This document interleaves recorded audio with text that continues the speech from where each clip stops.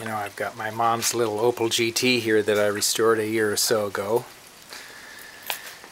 And it's always been a problem trying to get in the door because, well, the locks are about 40 years old now.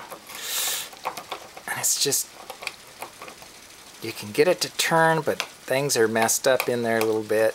It won't turn the other way. Anyway, kind of gave up. So I did the easy thing.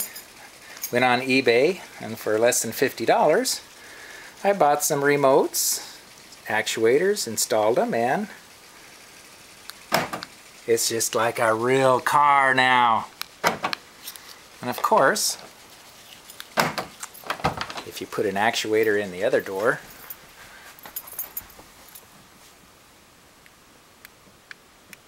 it does the same thing.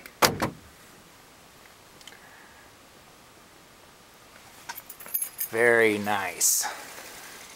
Anyway, I'm very happy, and I can lock it up.